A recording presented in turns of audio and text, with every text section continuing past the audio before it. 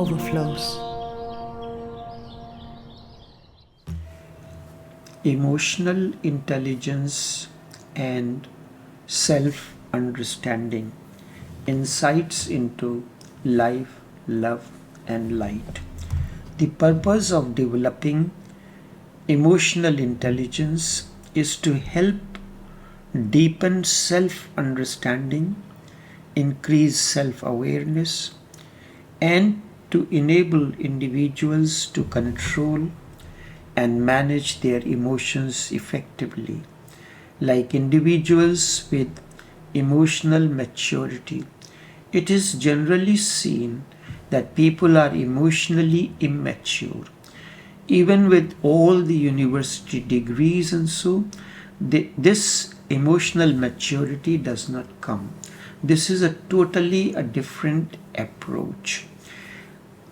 This helps understand emotions and the role of emotions in relating under different circumstances and situations. Emotions impact our thoughts and actions. This leads to emotional management and good communication skills. There are certain approaches for developing emotional intelligence. So too, happiness has to be followed by unhappiness. Every pleasure has its own pain, and every pain has its own pleasure. Unless one understands this duality of existence, one remains in unnecessary misery, conflict, and chaos, just as day and night are part of one harmony. Day is followed by night, night is followed by day. So too, happiness is followed by misery, the moment of unhappiness, and unhappiness is followed by the moment of happiness. Accept the total and all its agonies and its ecstasies. Never hanker for the impossible. Never desire that there should be only ecstasy and no agony. Just as 2 feet are necessary for walking, this state, pain and pleasure, happiness and sorrow, are like 2 feet for emotional maturity. Ecstasy cannot exist alone. It needs a contrast. Agony becomes the blackboard, then ecstasy becomes very, very clear and loud. Just as in the darkness of the night, stars appear so bright. Darker the night, the brighter are the stars. During the day, they do not disappear. Instead, they simply become invisible. You cannot see them because there is no contrast. Think of a life without death. It will be unendurable pain and unendurable existence. It will be impossible to live without death. Death defines life. Death gives life a kind of intensity. Life is constantly fleeting and each moment becomes precious. If life is eternal, then who cares? One can wait for tomorrow forever, then no one will live now and here. Because tomorrow there is death, it forces you to live now and here. You have to plunge into the present moment.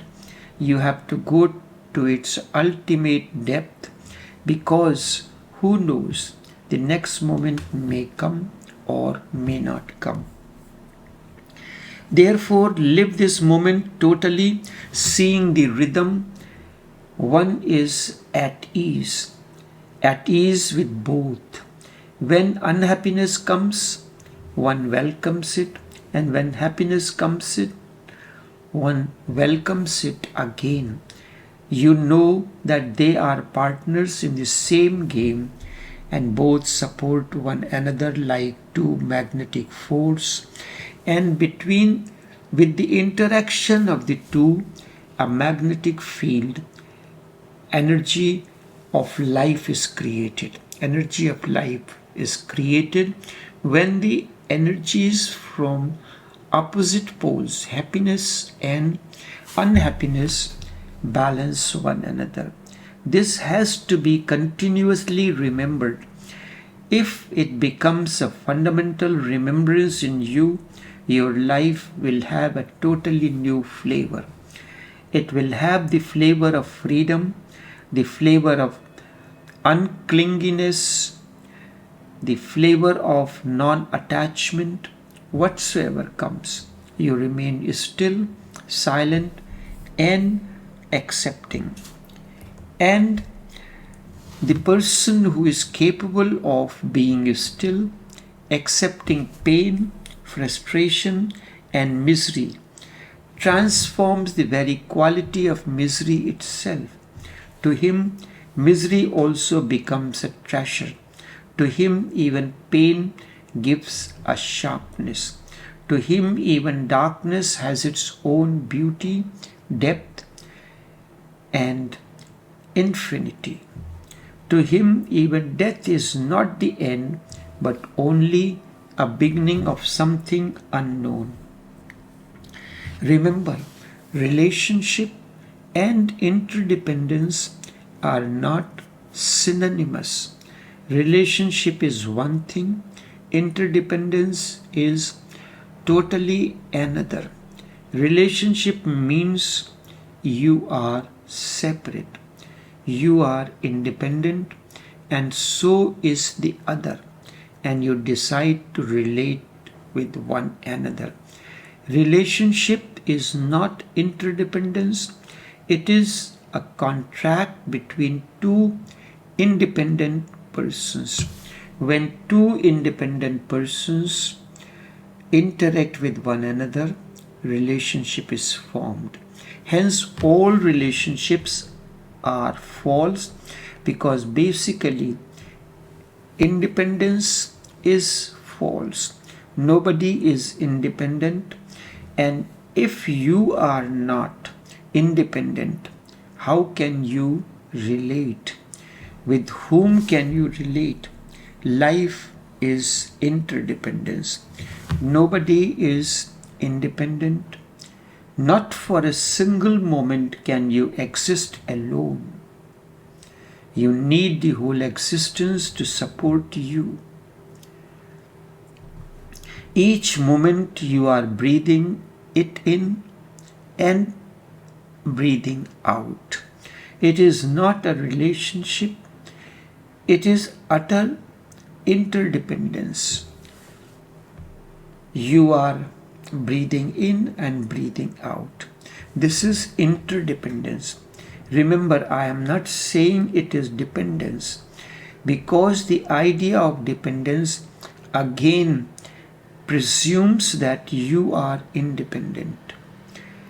If we are independent, means two people are interacting, one feels that he is independent, means indispensable, then the other becomes dependent, and relationship cannot be healthy between the two persons.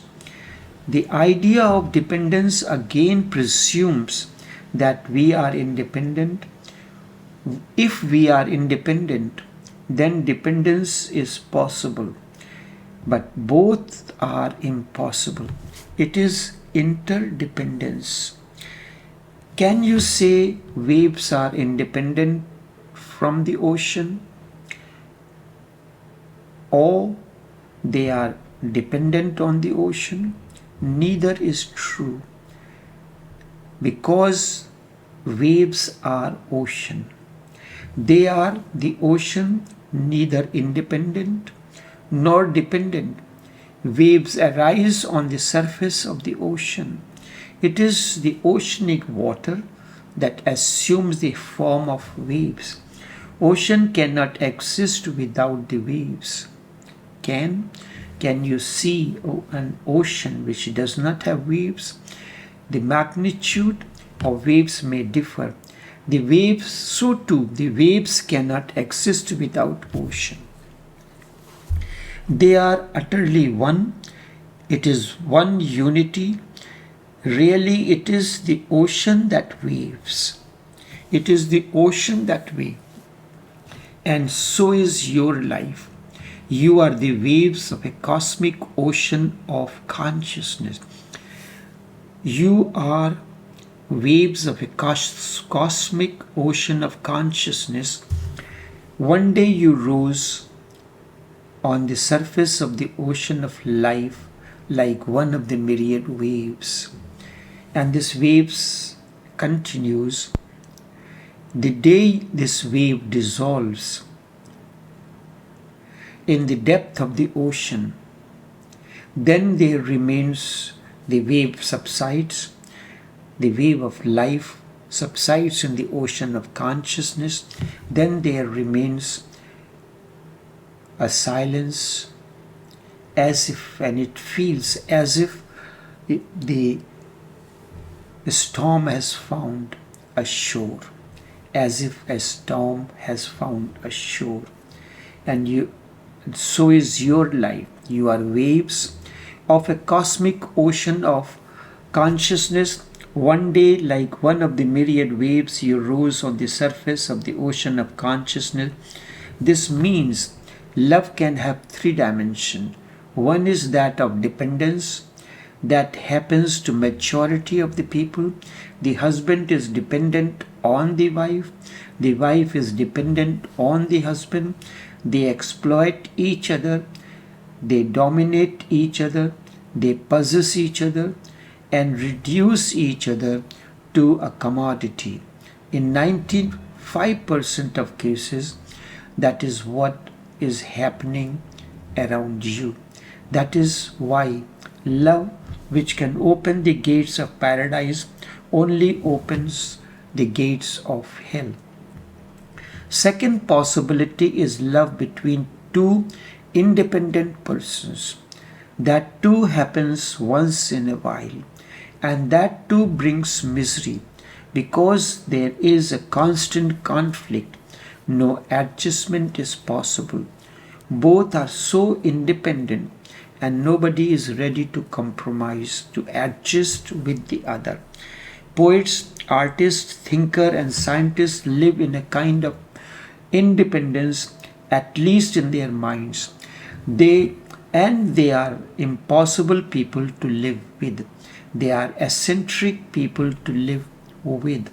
They give freedom to the other, but their freedom looks more like indifference than like freedom. Looks more as if they do not care, as if it does not matter to them. They leave each other to their own spaces. Relationships seems to be only superficial, and they are afraid to go deeper into each other because they are more attached to their freedom than to love.